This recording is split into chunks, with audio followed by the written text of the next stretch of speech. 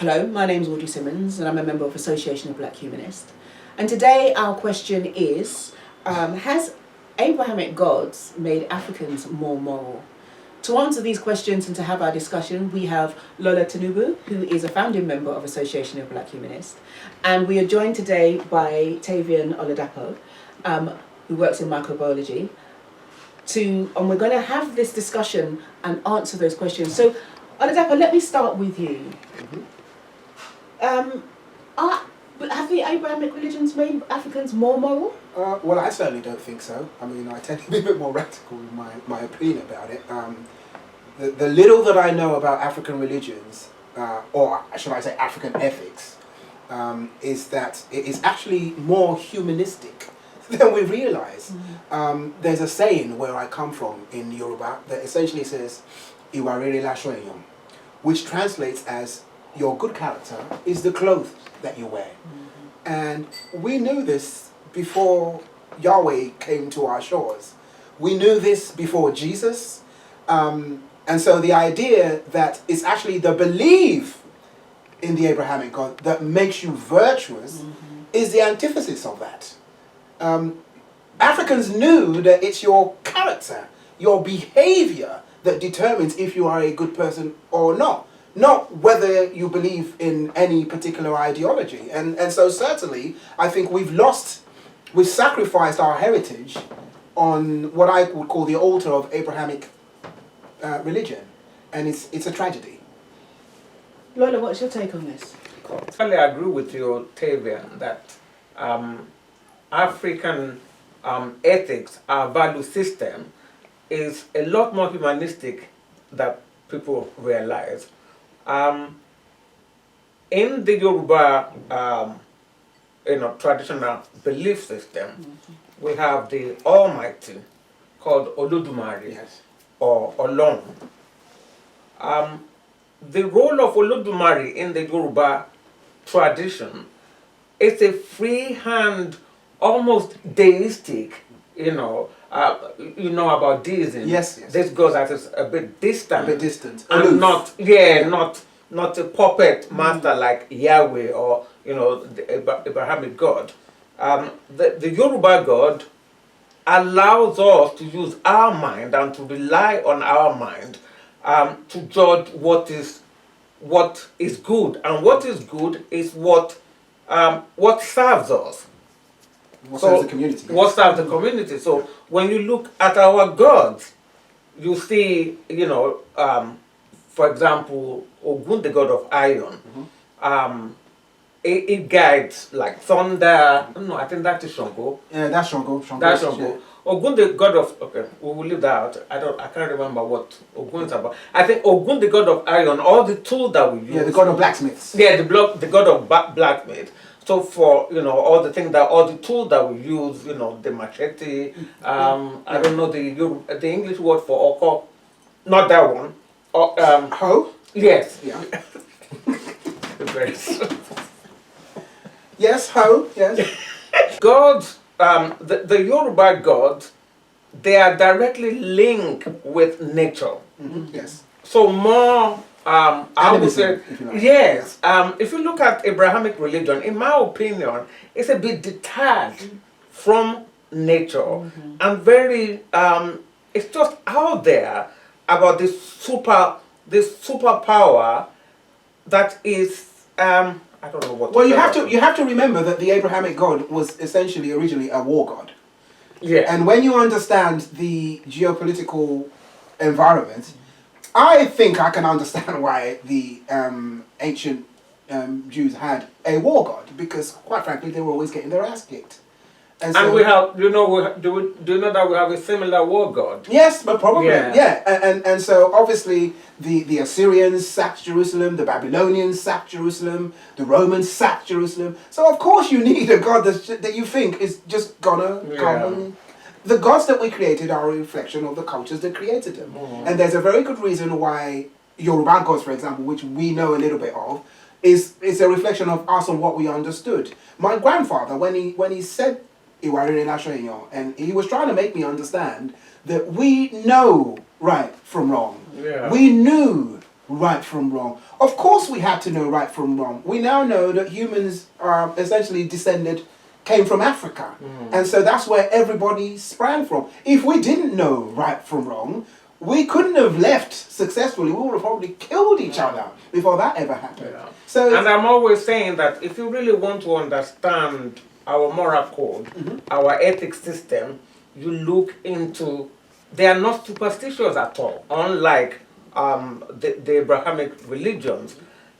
Our moral codes are embedded in our proverbs. yes. And Yes. when you look through, when you hear our proverbs, you will hear science. It's very interesting. I will tell you one thing on evolution. Have you heard of, it just means like human, like animals. Okay. They can see the relationship between that we related. are connected, Yeah, of course. which you won't find in Abrahamic religion. No, of course Okay, not. let's do that. Let's go. Yeah, I want to find that saying. So they can find. Okay. Okay. Have you heard it before? I don't know if you've heard of this saying by Yoruba people. No, I haven't. That it means like animal, like human. Okay. It's from observation. Yes. That is science. Yes. They've observed the Yeah, similarity, yeah, of course. between humans and course. animals. They can see the connection and the relationship, Of course. which you don't find. You No. know, the Abrahamic religion says we are superior. Well, we have this status, and a lot of people still won't even accept that we are part of the animal kingdom. Yes. But the Yoruba people knew that. And what you were saying about Iwa, Yes. there's another saying that there's another saying that ènìyàn ni aṣọ mi. Yes. My people are my Yeah. treasure, if you Yeah, like. my Yes. people. They said literally, people are my clothes. People are the clothes that I wear. Yes. It means that in the Yoruba ethics system, people, humans are everything. Yes. We are all we've got. We've got each other. Yes. The Yoruba will not say Ọlọ́run ni aṣọ mi. Yes. Well, we never used to anyway. Yeah. Or Olodumare, if you like. Or Olódùmarè is my cloth that I wear. People. That is why I believe humanism, Africa is the cradle of humanism, and we are so much humanistic than we know. And it's a shame that It is a shame. colonialism and Christianity and Islam, they've taken that from us at the essence of who we are. Of course, I mean, and the thing is, it really makes sense to kind of imagine that we knew it all along. But the problem is, such has been the malevolent influence of the Abrahamic religion, where they now say, actually, your character doesn't matter so much. Just believe this story of the talking snake. And as long as you believe all these highly unlikely scenarios, that is what's going to get you into this celestial theme park. Just believe. Yeah, it's nonsense. Believe doesn't make you a good person, your behavior does. And we knew this, but unfortunately, I think we've forgotten it. And another thing why I will say our belief, and I think this is throughout Africa, it's not just the Yoruba belief system, is the freedom. Yeah. The freedom, you are not bound to any particular God. No one. If your family is, if they are Obatala worshippers, it doesn't mean that you cannot worship Oshun. Yes. If one God is not serving you, there was no attachment to any God, and there is no God that will kill you if you are not following. It's funny. In Yoruba, it doesn't work like that. It's funny you say that, because in antiquity, this was actually common. Polytheism was the norm. And the Romans, for example, what they would do is they would colonize a region and they would adopt your local gods. And as long as you paid due deference to the Roman gods, they will also accept you. They did it in Britain. They will accept your own gods, and they will just amalgamate everything into each other. It was only when Yahweh and his minions turned up and said, no, all them other ones, they're the bad ones. This is the only true one, the true God. And you're horrible, and we're gonna roast you. And for me, it's nothing more than a glorified cult. there should be no reason why you can't have a myriad of beliefs, even though I say they're all equally false.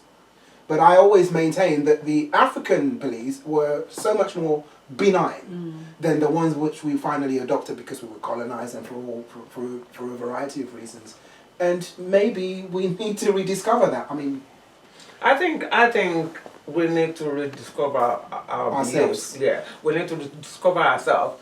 You know, there was somebody asked on Facebook about a few years ago that doesn't matter that Jesus is white. What does it matter if Jesus is not real? It doesn't matter whether Jesus is black or white. And I said to that person, it matters a lot. Because, yeah, and I'll tell you why it matters. I believe that when people close their eyes, when people are praying, and when they are praying to God or Jesus or whatever they are praying to in heaven, They see a colonial god. they are praying. Usually when people are praying, they are trying to tap into themselves, into themselves that they don't think. They're trying to tap into something high within them to make sometimes what seems impossible possible. So they are praying to themselves. So when you close your eyes as a black person and there is no black figure in your mind, you cannot imagine a black savior, and Jesus is white, and God is white, and all the angels are white, Mary is white. There is no black representation in heaven. It means that you cannot see the great that is within you. You cannot identify that the people of your race, there is something great within. I see.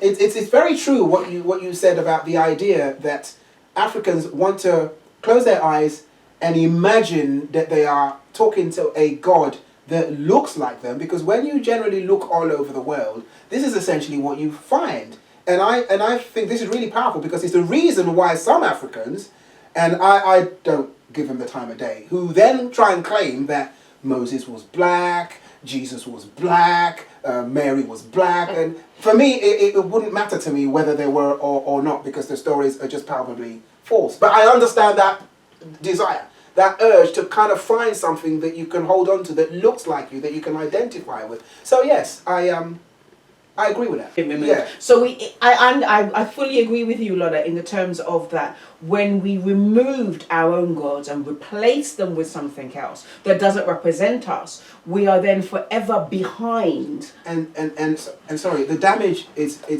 so apparent because now, and you've probably been familiar with this, when you mention Yoruba gods to Christians, the look of sheer horror. Yeah. And I won't go deeply into this, but I remember a relative saying to me about a particular event, and I said, well, how would you know if this event was actually a wicked event? He went, because it's not of God, it's not of the God of Israel. I wanted to punch him.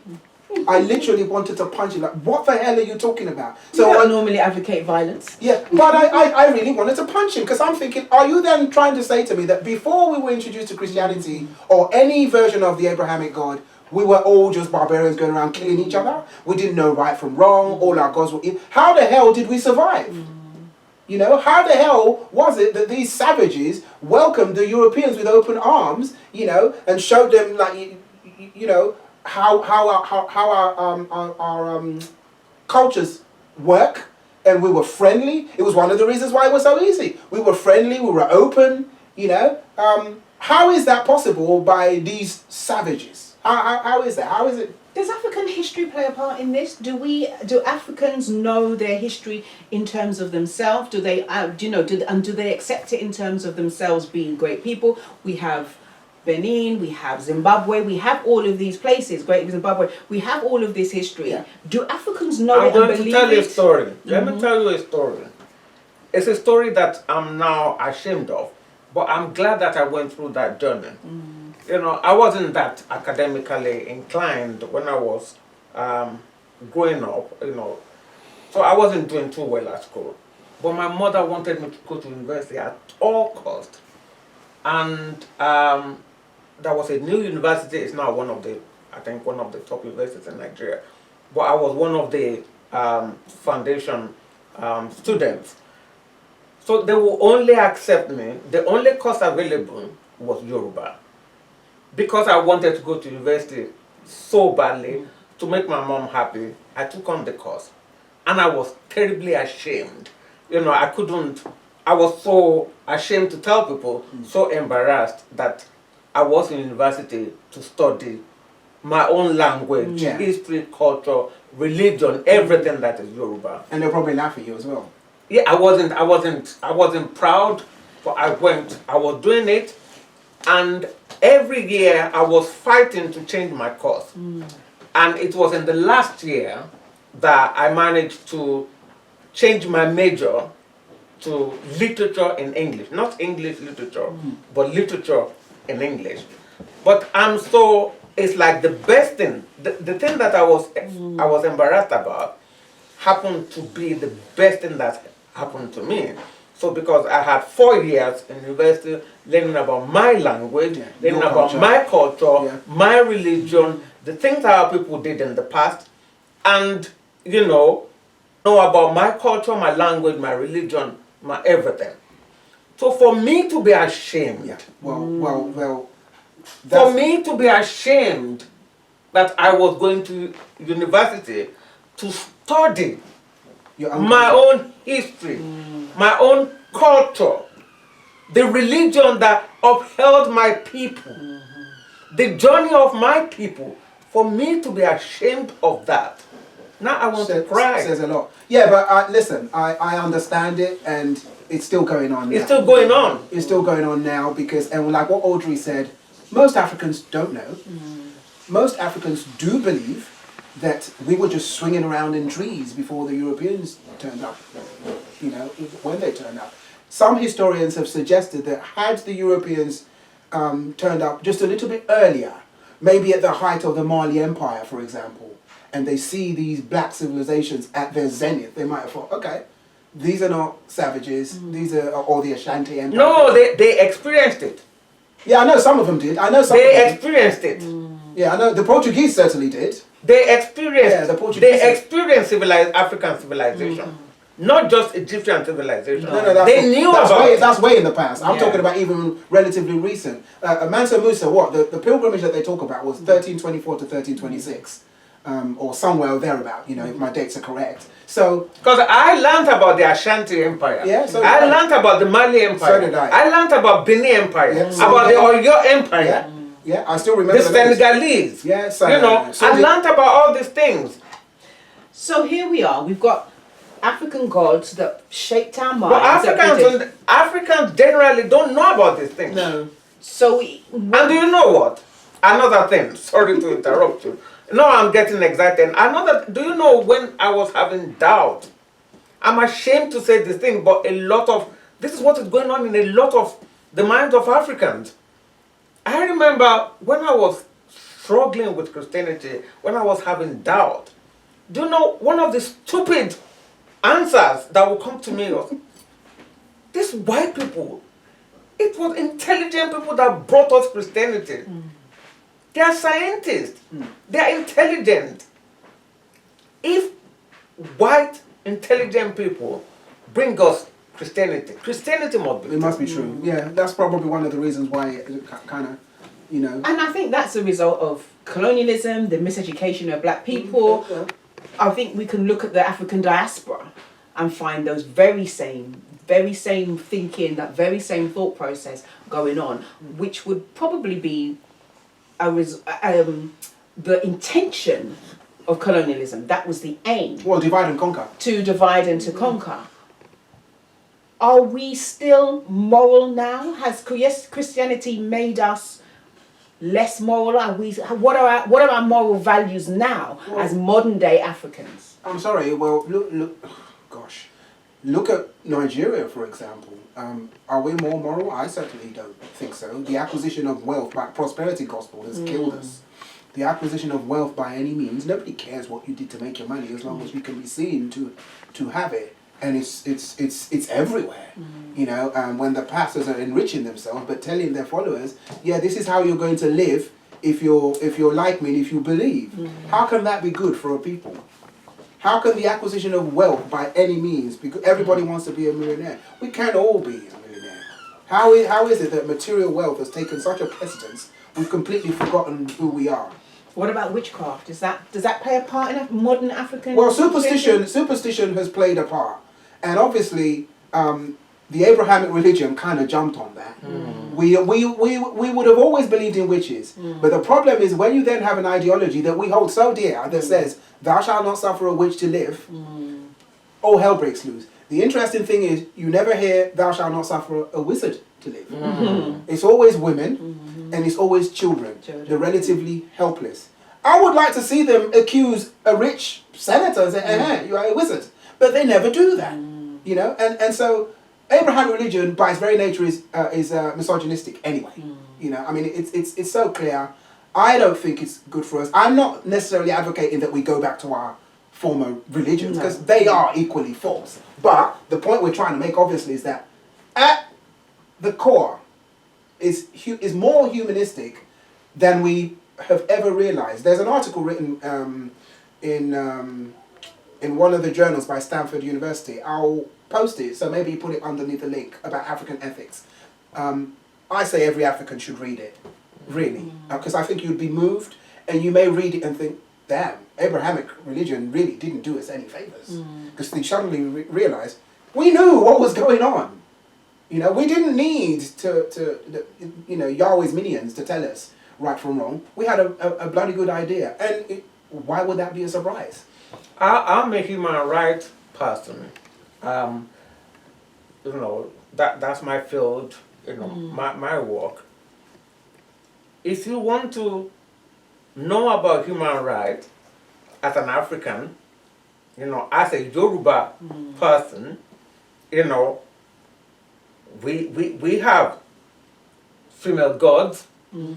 Olodumare fundamentally is genderless. It's not a he. Yeah, we used to. It's Christianity. They've borrowed that. The Almighty, the Yoruba. They've twisted it, so they now call him Baba. That is father. Well, you mean the Christianity in Nigeria? Yeah, not Christianity per se. No, not Christianity. I mean, Christianity when Christianity was adopted, or when we married it. They borrowed some of the existing gods, and they to give language to Christianity. Eshu is a good example. To give African language. Yeah, for example, Eshu is one of the gods. Eshu is now labeled as Satan. The original Eshu is not devil at all. It was just like it was like Loki. Yeah, very cunning. With mischief. Just like to cause trouble. Yeah, but they've made him into the devil. Olodumare is gender neutral. And then, when the Yoruba people, we say that, the world started in Ile-Ife. How amazing is that? The world started in Ile-Ife, a town, a Yoruba town. How amazing is that? For you to believe that the world started, we all know its stories, we all know its myth, but they have filled good.